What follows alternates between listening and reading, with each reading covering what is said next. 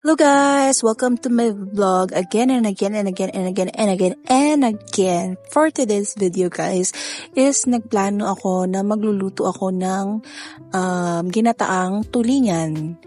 So, eto guys, hindi to first time na lulutuin ko and nakita ko kasi kahapon sa palengke, mura lang kilo, 120 lang ang per kilo, tapos yung isang kilo nito merong 4 na pirasong tulingan. So, kung maaalala ninyo, kagabi, nagluto ako ng isang ranga-ranga, yung inihaw ko doon, kasama pa nito yon. So, ang naiwan, 3 piraso. Dito guys, iba yung way ko ng pagluto ng ginataang tulingan kasi sila mama tsaka si papa kapag nagluluto sila ng ginataang tulingan, pinapaksiw na nila diretso. And then pag okay na yung lasa ng paksiw, sa kanila nilalagyan ng gata. Pero ako kasi guys, mas gusto ko yung ganito, yung napiprito muna siya and nagiging toasted siya para hindi siya madurog. So dito kahit na sabawan natin to siya, firm pa din yung laman, buo pa din yung pinaka-isda natin kapag kakainin natin. At saka, okay din yung ganito na ipiprito natin kasi kapag yun nga, pag hindi natin pinrito, diretso natin paksiw, ang tendency is pwede tayong matinik. Isa rin to sa magandang way, kaya piniprito ko talaga siya. Hindi rin nagreklamo sila papa, kaya feeling ko okay naman yung ganito.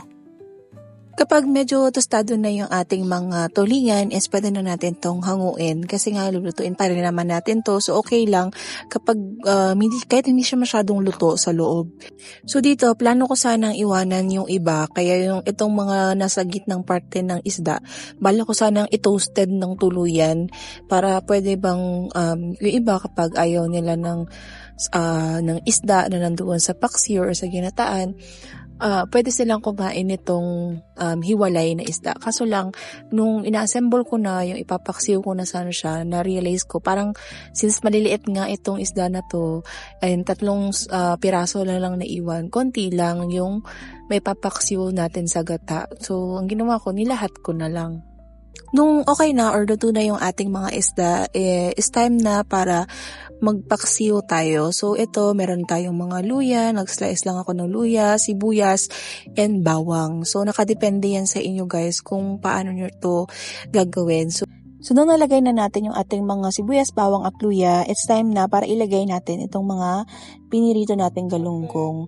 Though yung iba dito na toasted ng husto, ito yung sinasabi ko kanina na part, na yung mga nasa gitnang parte, hindi ko na sana ilalagay, buntot na lang tsaka ulo yung ipapaksiw ko. Kasi na-realize ko, ayan lang, parang 5 piraso na lang may iwan kapag hindi ko pa sinama.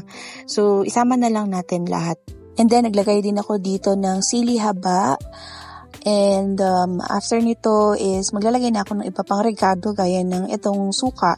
So dito sa suka, nakadepende yan sa inyo kung gaano kaasim yung gusto ninyong paksiw or paksiw sa gata.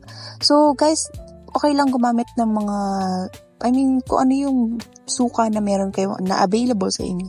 Okay lang yun. Halimbawa, meron kayong mga sukang tuba, yung mga ganitong suka, yung mga nabibili sa tindahan, sa grocery, depende na yan sa inyo, okay? So, naglagay na lang din ako dito ng paminta and ng asin. So, dito guys, medyo nagkamali na naman ako. Ewan ko ba bakit lately, medyo napapaalat yung mga luto ko na kailangan ko pang habulin. So, kanina kasi, nung pinirito ko yung mga isda, nilagyan ko na pala to ng asin, kaya umalat ng bongga. So, maglalagay lang din tayo ng tubig. Depende sa inyo guys. Kasi ako talaga pag nagpapaksiw ako, nilalagyan ko ng tubig para mabalance yung asin. So, after ko malagay lahat ng ingredients ng paksiw natin, is sinalang ko na rin ito sa aming kalan. And habang nagluluto ako guys, is nanonood ako ng mga vlog ni Yobab, ni Kevin, ni Lon. Kasi fan ako ng Team Pataba. Hello guys, sana makasama ko kayo next time. Kumulo na yung ating paksiw is ayusin lang natin yung pagkakalagay ng ating mga isda. Kasi nga yung ibang part ng isda lalagyan ng asin, ng paminta. So ang ginawa ko, binaliktad-baliktad ko lang. Para mapunta sa ilalim yung mga pampalasa na nilagay natin. So dito naglagay na ako ng tubig. Dinamihan ko talaga yung tubig nito kasi gaya nga nasabi ko sa inyo, masabaw akong tao. So gusto ko na maraming sabaw talaga yung kinakain ko kasi ayoko nang nabibitin sa sabaw.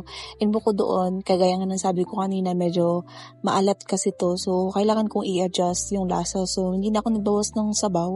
Ang ginawa ko is dinagdagan ko na lang yung sabaw kasi maglalagay pa rin naman tayo mamaya ng kakanggata.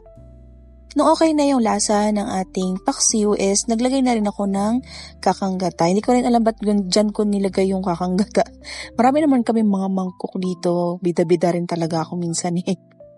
Kung medyo mahirap sa inyo maghanap ng mga pakayura ng nyog or anong tawag nito, yung parang yung nyog mismo, yung gata mismo na nanggaling sa nyog. Kasi ngayon meron ng mga nasa pack na gata. So pwede nyo naman gamitin yun guys. Nakadepende yan sa inyo kung ano lang yung available na meron kayo. So dito nagdagdag ako ulit ng tubig kasi nga medyo sobrang lapot nung sabaw natin. Parang hindi ko siya gusto. Kasi katagalan nito lalapot at lalapot din talaga to eh.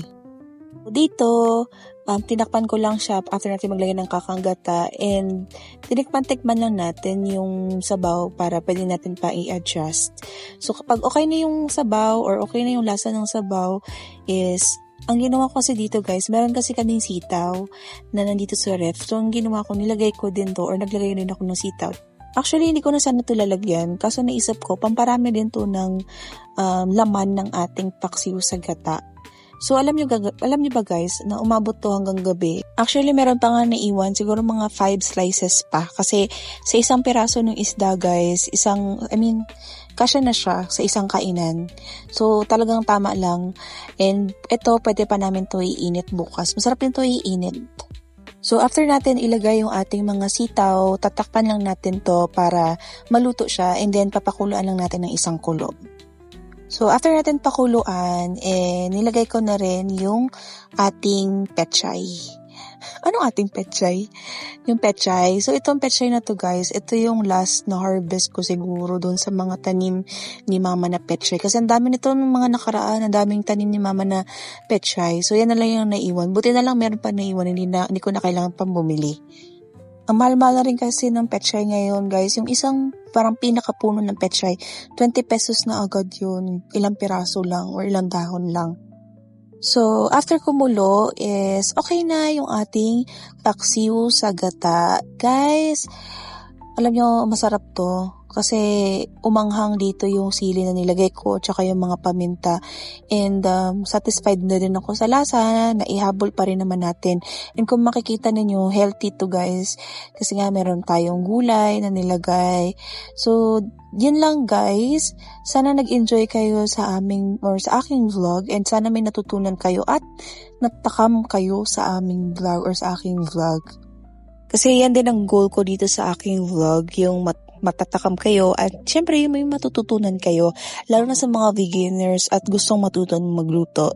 Sana guys, nag-enjoy kayo dito ng bonggang-bongga and please follow, subscribe, comment and keep on supporting me guys sa aking mga vlog. Kain na po tayo guys and see you on my next vlog. Bye!